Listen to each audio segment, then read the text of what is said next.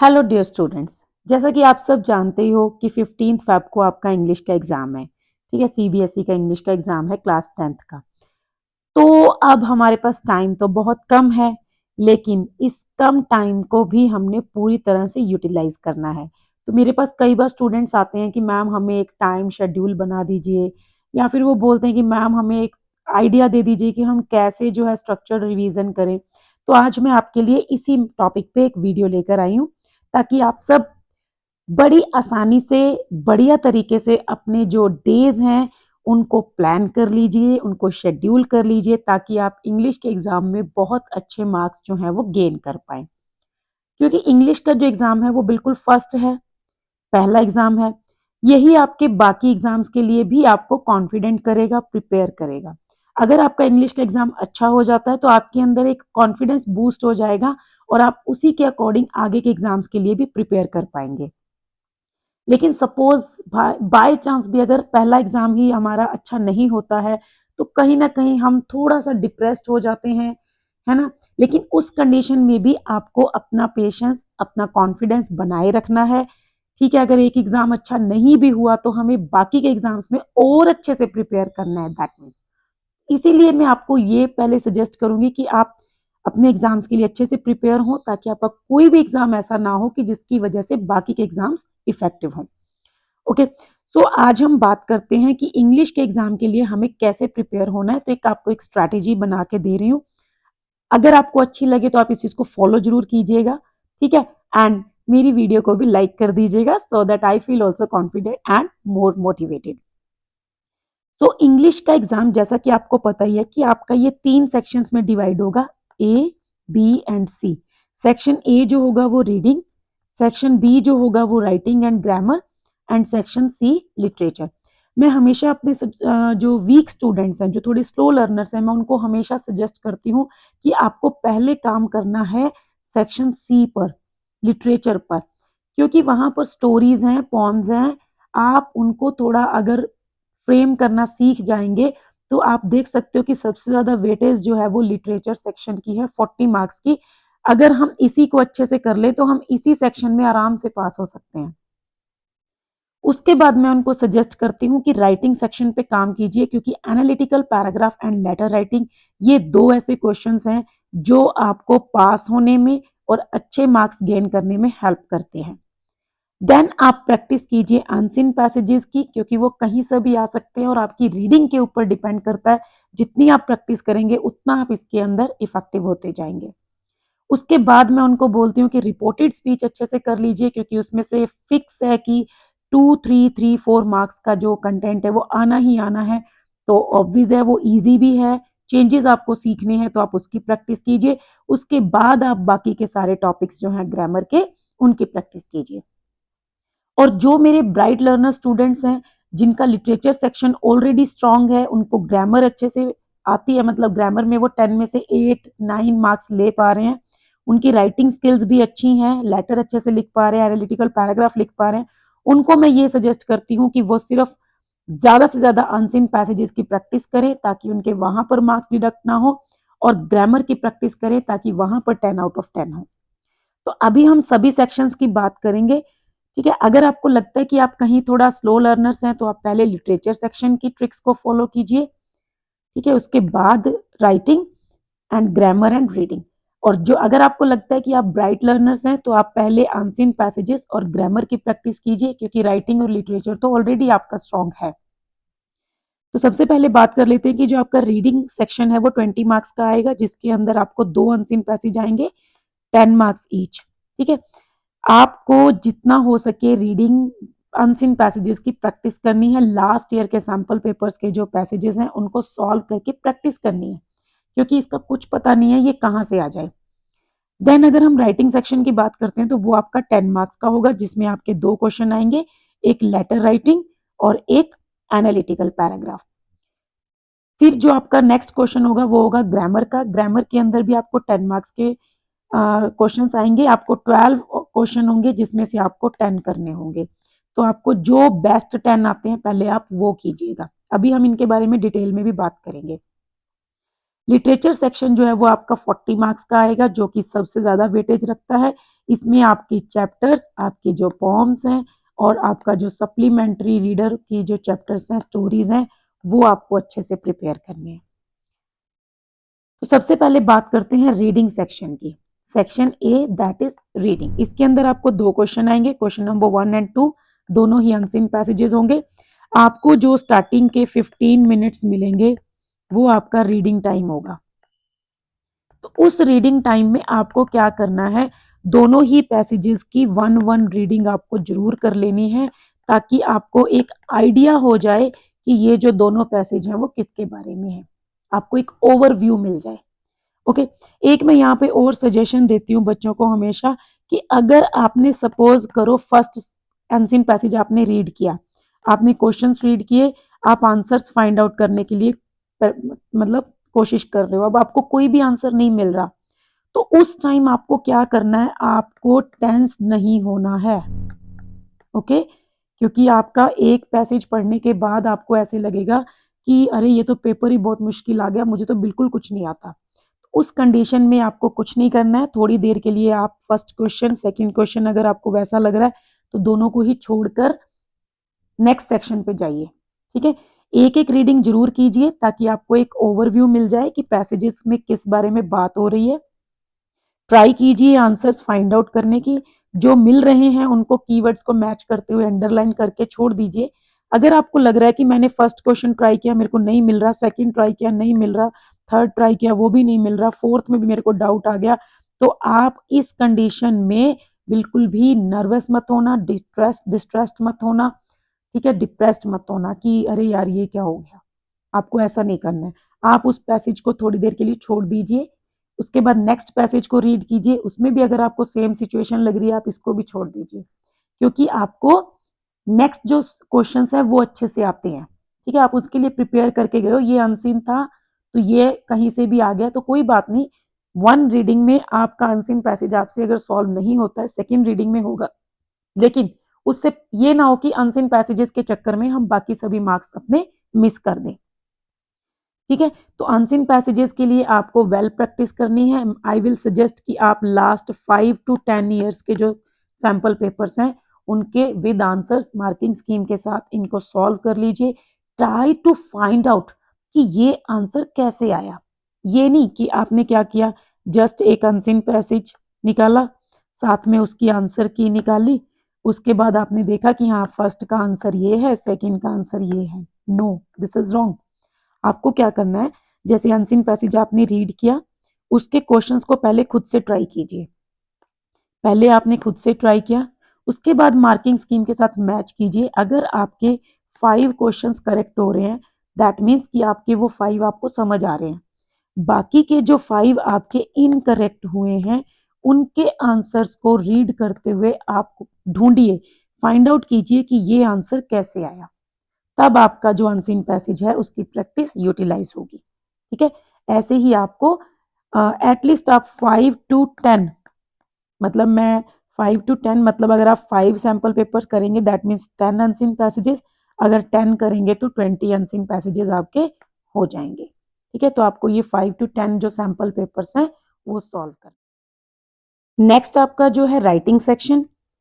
Writing section में मैं हमेशा बच्चों को सजेस्ट करती हूँ कि आप letter writing and analytical paragraph, इन दोनों की इतनी प्रैक्टिस कीजिए, इतनी प्रैक्टिस कीजिए कि आपका टाइम भी सेव हो और आपके मार्क्स भी फिक्स फाइनल हो जाएं कि इतने मार्क्स आपको मिलने ही मिलने हैं।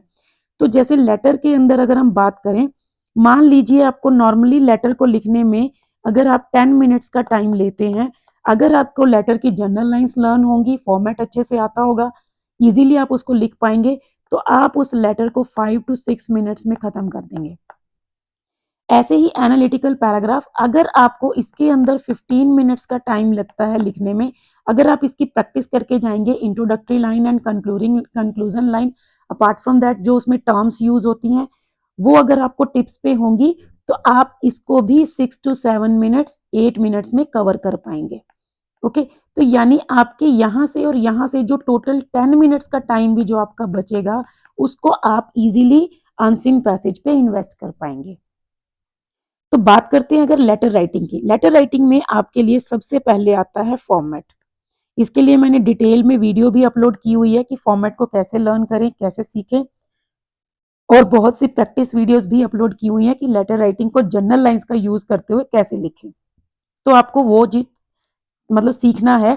फॉर्मेट के लिए आपको मैंने कीवर्ड दिया हुआ है, that is SDR SSB CS। ये 8 जो इंग्रेडिएंट्स हैं आपके लेटर में होनी चाहिए, इनमें से एक भी मिस नहीं होना चाहिए। ये आपको इंश्योर करेगा कि आपका 1 मार्क फिक्स। ओके, 1 मार्क आपका कोई कट नहीं कर सकता अगर आपने ये सब कुछ मेंशन किया है प्रॉपर वे में। इसके अलावा आपको लर्न करनी है जनरल लाइंस जो कि हर लेटर में यूज होती हैं, जैसे कि बॉडी ऑफ द लेटर में through the columns of your esteem daily I wish to express my views, that is for the letter to editor. Kindly publish my views in your newspaper so that the concerned authority may look into the matter and take some favorable actions or appropriate actions। तो इस तरह के कुछ जो lines हैं वो हर letter में use होती हैं। अपार्ट फ्रॉम दैट, जैसे this is in reference to the subject cited above, ये हर लेटर के लिए कॉमन स्टेटमेंट है, एक सेंटेंस है। तो ये आप इनको लर्न कर लीजिए ताकि आपको मार्क्स जो हैं वो, जहां आपके 4 में से आपको लिखने पे 2 मार्क्स मिल रहे हैं, तो अगर आप जनरल लाइन का यूज करेंगे तो आपको 1.5 एडिशनल मिलने का चांस रहेगा। कहने का मतलब है कि आप 4 to 5 मार्क्स जो लेटर राइटिंग में गेन कर सकते हो। 4 से कम तो बिल्कुल नहीं आने चाहिए, क्योंकि ये है ही इतना इजी टॉपिक कि इसमें 4 से कम नहीं आने चाहिए। स्लो से स्लो लर्नर बच्चा भी इसमें इजीली 4 मार्क्स ले सकता है, only by learning the format and general lines. Next आपका आता है एनालिटिकल पैराग्राफ। एनालिटिकल पैराग्राफ में भी मैंने वीडियो अपलोड की हुई हैं बहुत सारी, जिनमें मैंने प्रैक्टिस भी करवाई है और ट्रिक्स भी बताई हैं कि एनालिटिकल पैराग्राफ को लिखते कैसे हैं। सबसे पहले इसकी इंट्रोडक्टरी लाइन और इसकी कंक्लूडिंग लाइन, ये दो होगी, 2 सेंटेंसेस 3 सेंटेंसेस जितने भी इससे फ्रेम हो पाते हैं। और बाद में सेंटर में आता है बॉडी ऑफ द लेटर। कहने का मतलब क्या है कि ये जो एनालिटिकल पैराग्राफ है इसका बहुत सा कंटेंट क्वेश्चन पेपर में ही आपको मिलता है, उसी को आपको इलेबोरेट करते हुए पैराग्राफ लिखना होता है। इसके अंदर मिनिमम आप 3 मार्क्स, मैक्सिमम आप 5 मार्क्स जरूर गेन कर पाएंगे, लेकिन सिर्फ आपको एक दिन की इनकी प्रैक्टिस करनी है, जिसमें आपको क्या करना है, सबसे पहले तो आप वीडियोस देख सकते हैं। अगर आपको यूट्यूब पे वीडियोस देख के ज़्यादा समझ आता है तो मैंने उसमें प्रैक्टिस करवाई हुई है कि लेटर कैसे लिखें, एनालिटिकल पैराग्राफ कैसे लिखें, लास्ट ईयर सैम्पल पेपर के क्वेश्चन सॉल्व करवाए हुए हैं। अपार्ट फ्रॉम दैट आप क्या कर सकते हैं, सैम्पल आंसर्स को रीड कर सकते हैं। एनालिटिकल पैराग्राफ के लिए मैं ब्राइट लर्नर स्टूडेंट्स के लिए सजेशन ये करूंगी कि वो आइल्स का जो एग्जाम होता है उसका जो राइटिंग मॉड्यूल है, राइटिंग मॉड्यूल की अगर प्रैक्टिस करेंगे, ये इस टाइप के क्वेश्चंस आपको वहां पर बहुत मिल जाएंगे और डिफरेंट डिफरेंट टाइप के मिल जाएंगे। आपको करना क्या है, एक क्वेश्चन रीड करना है, उसका मॉडल आंसर रीड करना है, उससे रिलेटेड जो कीवर्ड्स हैं वो आपको मेमोराइज करने हैं, थोड़ा सा उनको माइंड में सेट करना है, ताकि अगर उस टॉपिक पे आ जाए क्वेश्चन तो आप इजीली इनको वहां पर यूटिलाइज कर पाए। जितनी आपकी वो कैब जो है वो एडवांस्ड होगी, उतने आपको मार्क्स जो हैं वो अच्छे मिलेंगे। और जो स्लो लर्नर्स हैं उनके लिए मैं यही सजेस्ट करूंगी कि आप लास्ट ईयर 5 to 10 जो सैम्पल पेपर्स हैं, लास्ट ईयर के क्वेश्चन पेपर्स हैं सीबीएसई के, उनको सॉल्व कर लीजिए, उनके आंसर्स को रीड कर लीजिए, कोशिश कीजिए उनको थोड़ा अच्छे से समझ लें। ठीक है, प्रैक्टिस कीजिए जितना हो सके। और एक बेस्ट जो मेरा सजेशन हमेशा रहता है, मैं बच्चों को बोलती भी हूँ कि मैं अगर तुम्हें कभी आंख बंद करो तो वहीं दिखाई दूंगी, सिर्फ ये कि कोई भी क्वेश्चन छोड़ के मत आना। लेटर एंड एनालिटिकल पैराग्राफ तो बिल्कुल मत छोड़ के आना, क्योंकि ये एग्जामिनर को भी हेल्प करता है आपको पास करवाने में, और आपके लिए भी हेल्पफुल होता है कि आपके मार्क्स अच्छे आएंगे या आप एटलीस्ट पास हो पाएंगे। उसके बाद बात करते हैं ग्रामर की। ग्रामर आपके 10 मार्क्स की आएगी, जिसमें आपको 12 क्वेश्चंस आएंगे, आपको आउट ऑफ 12 10 करने होंगे। तो सबसे पहले जो आपको बेस्ट 10 आते हैं वो कीजिए। इसके लिए आप सबसे पहले प्रैक्टिस कीजिए रिपोर्टेड स्पीच की, क्योंकि रिपोर्टेड स्पीच का फिक्स है कि उसके 3 या 4 क्वेश्चंस आने ही आने हैं। तो रिपोर्टेड स्पीच में क्या है, माइनर चेंजेस होते हैं, कई बार तो सिर्फ एक वर्ड चेंज करना होता है हमें, इज को वॉज में या वॉज को हैड बीन में, और हमें 1 मार्क मिल जाता है। तो रिपोर्टेड स्पीच की प्रैक्टिस कीजिए, सब्जेक्ट वर्ब एग्रीमेंट की प्रैक्टिस कीजिए, इन सब से रिलेटेड वीडियोस मैंने अपलोड की हुई हैं। अपार्ट फ्रॉम दैट आप टेंसेस और जो एरर करेक्शन के क्वेश्चंस हैं वो सॉल्व कीजिए। इसके लिए भी बेस्ट ऑप्शन आपके लिए यही रहेगा कि आप लास्ट 10 एटलीस्ट 10 ईयर्स के जो क्वेश्चन पेपर हैं वो सॉल्व करके with reason, not only the answers. ठीक है, आपको सिर्फ आंसर्स नहीं लर्न करने हैं कि हाँ इसमें इसमें वॉज आएगा, बस रीजन देखिए कि वॉज क्यों आएगा। अगर उसमें had plus third form I है तो क्यों आई है, तब आपको जो है उस टॉपिक से रिलेटेड सभी क्वेश्चंस जो है वो क्लियर हो जाएंगे। ओके, इसमें मैंने बहुत सारी वीडियोस जो हैं वो आपके ग्रामर सेक्शन से related, reported speech, subject verb agreement और जो सैंपल पेपर्स हैं सीबीएसई के, उनके अलग अलग क्वेश्चंस का जो सॉल्यूशन है वो अपलोड किया हुआ है। आप उन वीडियोस को देख सकते हैं जिसमें मैंने रीजन भी बताया है, जैसे कि टू के साथ हमेशा फर्स्ट फॉर्म आती है या डू और डज के साथ हमेशा फर्स्ट फॉर्म आती है। ठीक है, तो इस तरह से ट्रिक्स भी दी हुई हैं। ग्रामर की बहुत सारी वीडियोस मैंने अपलोड की हुई हैं, आप मेरे चैनल पे जाके वो वीडियोस देख सकते हैं, प्रैक्टिस कर सकते हैं। नेक्स्ट आता है आपका the most important section, that is literature, 40 marks का। इसके लिए आपको क्या करना है, सबसे पहले तो आप चैप्टर्स की जो जनरल लाइंस हैं वो लर्न कर लीजिए, जैसे name of the poem, name of the poet, what is the theme of the poem, what is the theme of the chapter, what is the message in the chapter. सबसे पहले आप वो learn कीजिए। In case अगर आपको ये long question आ जाता है, अगर आपको क्वेश्चन आता है, ठीक है, आंसर आता है, आप उसके अकॉर्डिंग लिख सकते हैं, well and good. But suppose कीजिए आपको ये क्वेश्चन बिल्कुल नहीं आता, अगर आप इसको ब्लैंक छोड़ के आ जाएंगे तो आपको 0 मार्क मिलेगा, कोई मार्क नहीं मिलेगा। अगर आप इसमें at least 6 to 7 sentences general lines भी लिख के आते हैं तो आपको 2 मार्क्स तो मिल ही जाएंगे।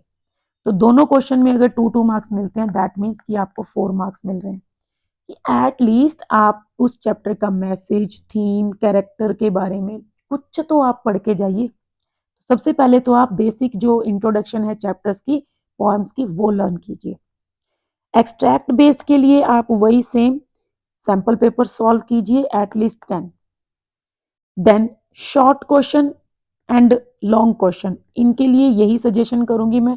सबसे पहले general lines, apart from that आपके जो मेन टॉपिक्स हैं उनको कवर कीजिए, जैसे कि थीम और मैसेज। नेक्स्ट एक आपका हो गया जस्टिफिकेशन ऑफ टाइटल, एंड एक आपका हो गया कैरेक्टर स्केच।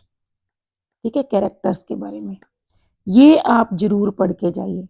हर पोम की, हर चैप्टर की कुछ ना कुछ अपने जो हैं कीवर्ड्स हैं, उन कीवर्ड्स को आप जरूर प्रैक्टिस कीजिए, जितना हो सके उनको माइंड में बिठाइए, लर्न कीजिए, ताकि कोई क्वेश्चन आ जाए तो आप उसमें उस चीज का आंसर इजीली कर पाए।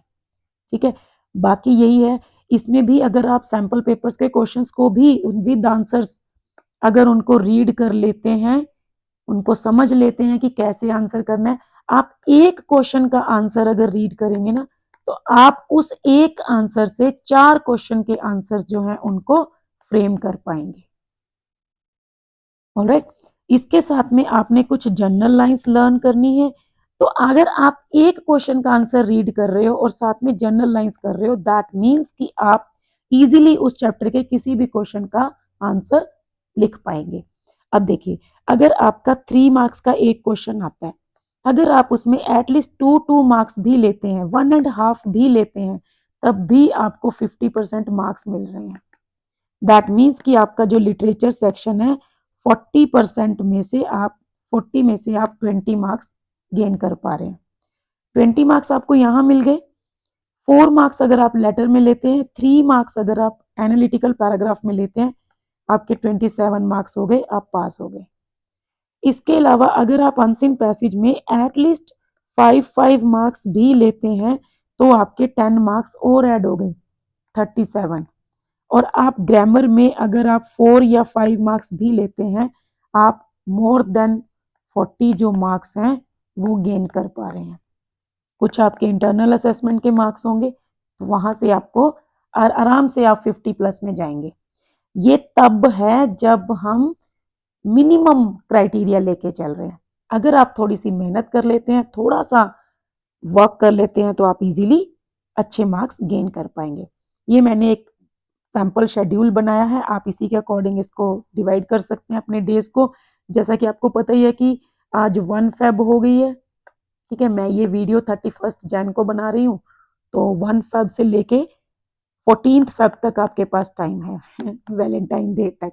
15 फेब को आपका जो एग्जाम है, तो 15 को तो मैं नहीं सजेस्ट करूंगी कि आप बहुत ज़्यादा पढ़िए, हालांकि स्ट्रेस होता है, हम उस दिन बल्कि ज़्यादा पढ़ते हैं, लेकिन आप आराम से उठिएगा, फ्रेश माइंड, अच्छा हैवी ब्रेकफास्ट कीजिएगा, बढ़िया से नहा धो के भगवान को एक प्रे करके कि हे भगवान, जो जो मैं पढ़ के जा रहा हूँ वही एग्जाम में आ जाए।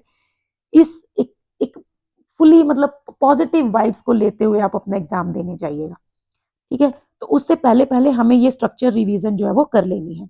तो अगर मैं आपको सजेशन दूंगी तो मैं ये कहूंगी कि आप लेटर राइटिंग को एक दिन दीजिए। उस एक दिन में आप उसका फॉर्मेट और हर लेटर की जनरल लाइंस उनको लर्न करते हुए एटलीस्ट आप 10 क्वेश्चंस जो हैं, 10 to 20 क्वेश्चंस लेटर राइटिंग के लिख के देखिए, सॉल्व कीजिए।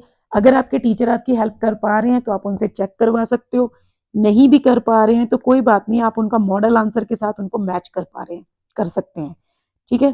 फिर आप एक दिन दीजिए एनालिटिकल पैराग्राफ को, जितने हो सके मैक्सिमम टू मैक्सिमम आप आंसर्स उनके रीड कीजिए, कीवर्ड्स देखिए, overall, in comparison, on the other hand, in a nutshell, ठीक है, इंक्रीजिंग, डिक्रीजिंग, स्काई रॉकेटिंग, ऐसे ऐसे वर्ड्स आप जो है उनको लर्न कीजिए विद स्पेलिंग। स्पेलिंग भी मायने रखती है, आप स्पेलिंग भी, अब सपोज कीजिए आपने वर्ड तो लर्न कर लिया कि स्काई रॉकेटिंग वर्ड होगा, लेकिन अब आपको रॉकेटिंग की स्पेलिंग नहीं आ रही है, ठीक है, आप इसमें सी नहीं लगा रहे हो या के नहीं लगा रहे हो या रॉन्ग कर रहे हो, तो फिर ये तो ऐसे सर्कल लग जाएगा रेड पेन से, तो कोई बेनिफिट नहीं है इस चीज़ का। तो आप स्पेलिंग्स भी लर्न कीजिए। ऐसे ही जैसे जनरल लाइंस की अगर हम बात करते हैं लेटर राइटिंग की, तो थ्रू द कॉलम्स, कॉलम्स की स्पेलिंग लर्न कीजिए, ये बहुत बच्चे रॉन्ग करके आते हैं। एग्जामिनर को क्या होता है, एग्जामिनर टारगेट, उसका टारगेट यही होता है कि ठीक है 2 एरर्स मिल जाए, 2 या 3 एरर्स, उसके बाद वो आराम से आपका 1 मार्क कट कर देगा, तो आप उसको चांस मत दीजिए। जनरली ये जो जनरल लाइंस हैं जो आपको पता है कि ये यूज होनी ही होनी है, ये वर्ड्स आने ही आने हैं हमारे आंसर के अंदर, तो आप क्यों नहीं कॉलम्स की स्पेलिंग लर्न करके जाते, क्यों नहीं एस्टीम्ड की स्पेलिंग लर्न करके जाते, ठीक है। तो ये आपको अभी से आप माइंड सेट कर लीजिए कि ये स्पेलिंग्स तो मेरे को डेली रिपीट करनी है। रात को सोते वक्त जस्ट 5 मिनट के लिए दिमाग में ये स्पेलिंग्स रिपीट कीजिए, आपकी स्पेलिंग्स जो है वो फिक्स हो जाएंगी, कोई एरर नहीं होगा। अपार्ट फ्रॉम दैट एक सजेशन मैं और दे देती हूँ कि क्वेश्चन पेपर में आपको कुछ कंटेंट मिल जाता है। मान लीजिए क्वेश्चन पेपर में आपको लिखा हुआ आ गया कि write a letter to the municipal commissioner, तो अब भाई आप लोग ये कमिश्नर की स्पेलिंग क्यों रॉन्ग करते हो। सपोज आपको नहीं आ रही, आपको नहीं पता कि डबल एम आएगा या डबल एस आएगा या दोनों डबल आएंगे, अरे भाई क्वेश्चन पेपर में देख लो ना, ठीक है। एडिटर की स्पेलिंग वहां पे दी होती है, write a letter to the editor of a local daily, वो फिर भी आप एडिटर की स्पेलिंग रॉन्ग कर देते हैं। क्यों रॉन्ग कर रहे हो, अगर नहीं याद आ रहा कि ई डी ई था या आई था, तो आप क्वेश्चन पेपर में देख लो, क्यों नहीं देखते हो। तो क्वेश्चन पेपर में आप मतलब कुछ परसेंट आपको हेल्प मिल जाती है, तो वहां से स्पेलिंग्स क्रॉस चेक कर लीजिए एटलीस्ट, नहीं तो वहां से देख कर लिखिए, ठीक है। तो एक दिन आप एनालिटिकल पैराग्राफ को दीजिए, उस दिन आप पूरा दिन एनालिटिकल पैराग्राफ की प्रैक्टिस कीजिए। ये दोनों राइटिंग सेक्शन है, इसमें आपको जनरल लाइंस अच्छे से प्रिपेयर करनी है, उनको आप डेली रिवाइज कीजिए। एक दिन आप दे दीजिए पूरी पोएम्स को, जिसमें आप सभी पोएम एंड पोएट्स के नेम और सभी पोएम्स के पोएटिक डिवाइसेस, मैं कोशिश करूंगी इससे रिलेटेड एक वीडियो अपलोड कर देती हूँ कि जिसमें सभी पोएम्स के पोएटिक डिवाइसेस एक ही वीडियो में मेन, तो आप वो प्रैक्टिस कर लीजिएगा, ठीक है। और सभी सैंपल पेपर्स के एक्सट्रैक्ट बेस्ड को सॉल्व कीजिए। उसके बाद आप 2 डेज दीजिए अपने प्रोज को, मतलब लेटर्स चैप्टर्स को, उसमें भी आप चैप्टर्स की समरी रिवाइज कीजिए, थीम देखिए, कैरेक्टर्स के बारे में पढ़िए। अपार्ट फ्रॉम दैट आप सैंपल पेपर्स के क्वेश्चन जो है उनकी आंसर्स को रीड करके थोड़ा सा उनको माइंड में सेट कीजिए कि अगर मेरे को ये क्वेश्चन आ जाता है तो मैं इसका आंसर ऐसे लिख सकता हूँ। कीवर्ड्स को लर्न कीजिए। फिर नेक्स्ट 2 डेज आपको देना है सप्लीमेंट्री रीडर को। 2 डेज आपको प्रैक्टिस करनी है ग्रामर की। सैम्पल पेपर्स को ग्रामर सेक्शन जो है उसको सॉल्व करना है। फिर आपको 1 डे जो है वो अनसीन पैसेज को सॉल्व करना है।